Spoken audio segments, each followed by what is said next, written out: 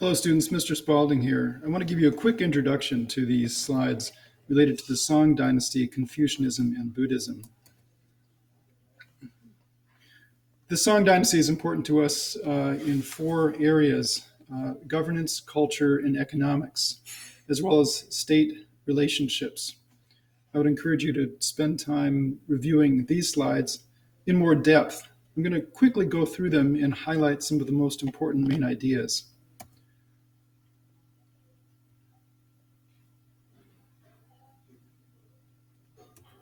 So the first main idea is related to philosophy. There are four philosophies that profoundly influence Chinese history: Confucianism, legalism, Taoism, and Buddhism.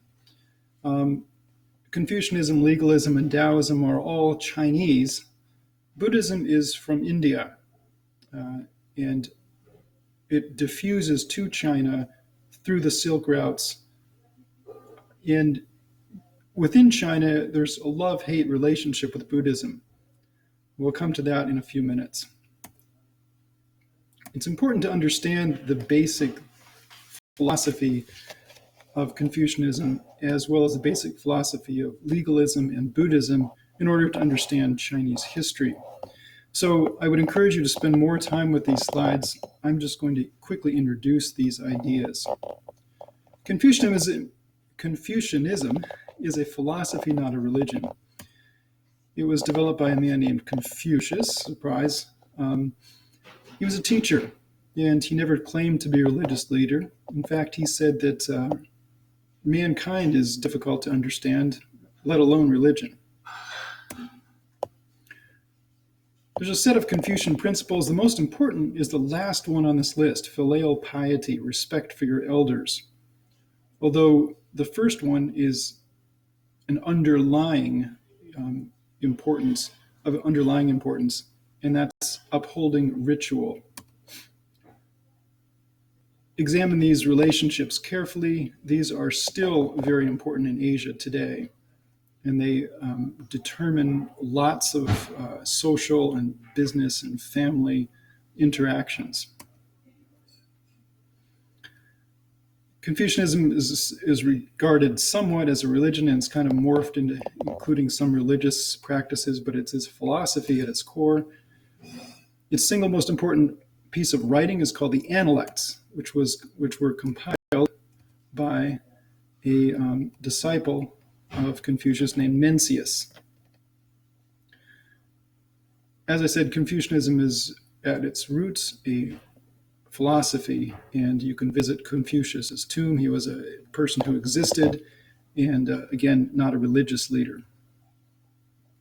The main idea of Confucianism, and this is important when it comes to the Song Dynasty and every other Asian society, is that social cohesion is paramount.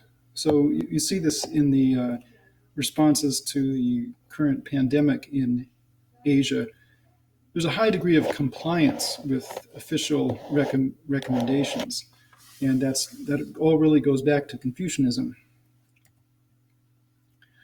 It all goes back also to legalism, the whole idea that the authority must have complete authority. Now, in many ways, legalism and Confucianism are opposites. Confucianism says education is good. You can learn how to behave correctly.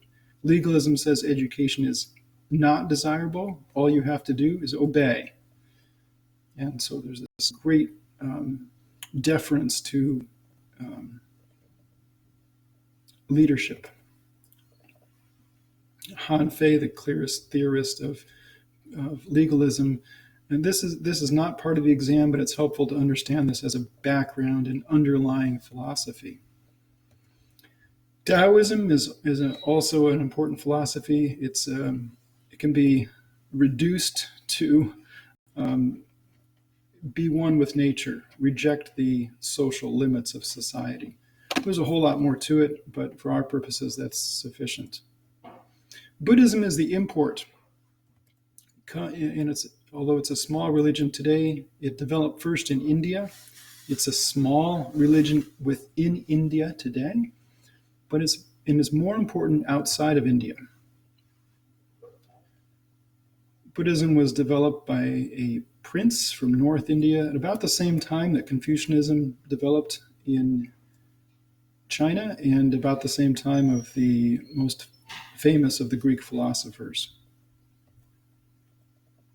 The basic problem in Buddhism is our desire. And the Four Noble Truths are that there are suffering, it's caused by desire. You eliminate that desire by eliminating attachments. And in order to eliminate those attachments and reach nirvana, you follow the Eightfold Path. The importance in China is illustrated by these images from Sri Lanka. Now you may say, well, how do you figure that, Mr. Spalding? Well, each culture into which Buddhism has gone has developed a set of icons, that means images, that are unique to that culture but also express key Buddhist ideas. And so Buddhism changes as it moves into China. And the Chinese authorities end up having a love-hate relationship with it because sometimes it seems like a foreign religion that pulls away people from the Confucian duties, pulls away people towards meditation, pulls away the sons, or in some cases the daughters, to serving at the Buddhist stupas or temples or in the Buddhist monastic communities, and takes them away from fulfilling their duties. The expenses of Buddhist monasteries and Buddhist sites also was resented by Chinese leaders from time to time, and as was the otherworldliness of Buddhist pursuits of enlightenment. So the mandala is a cultural expression found in Tibet, not so much in China or elsewhere. There's a lot more to it. It's not really an expression of your character, but if you want to explore that more on your own, it's not part of our exam. Here's a Buddha figure from Thailand, and you can see that there's unique characteristics of this figurine. This Buddha is from Pakistan, and again, the characteristics of this image, this piece, rather reflect more of a West Asian ethnic character than that of China or Tibet. There's some links here. You can see some other sites. Here's a Buddhist altar. Again, Buddhism is a religion, not a philosophy. This is probably one of the more important slides. It shows the diffusion of Buddhism. And when it comes from China into Korea and Japan, the Buddhism that is practiced in Korea and Japan is more influenced by that of China than that of India in many ways, in terms of art, in terms of practice. But the important thing here is that Buddhism diffuses, and it's one of the key examples of diffusion in world history. 4 types of Buddhism exist. The most important thing for you to remember is that there are 4 types. You don't have to know a lot of detail about any one of them, but just know that there are 4 types. I left that information there for your interest, not because you have to know it. Song China. In terms of Song China, the important thing to know is that there was significant bureaucratic and economic development.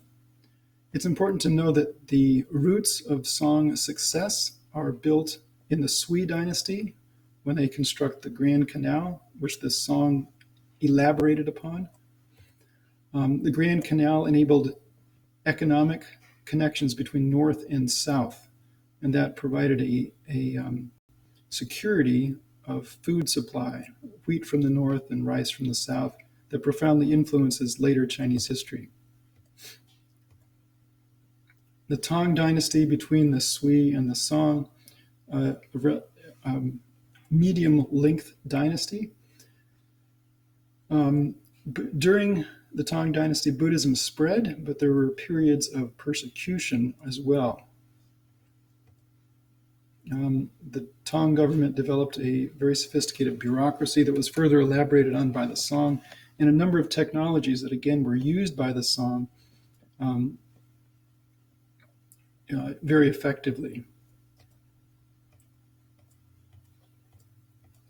So the Song combined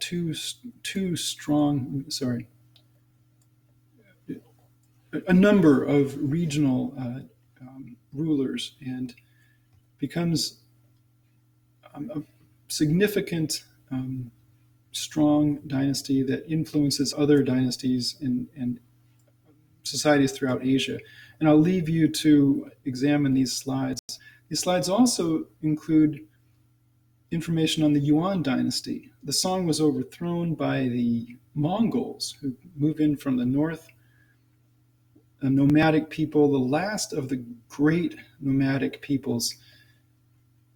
And they have a profound influence, not just in China, but all throughout the Middle East and even into Europe. We'll come to them later on. I included these slides so that you could understand the context of the Song dynasty in world history. All right, so please review these slides in more depth, add to your notes, and I look forward to meeting with you again.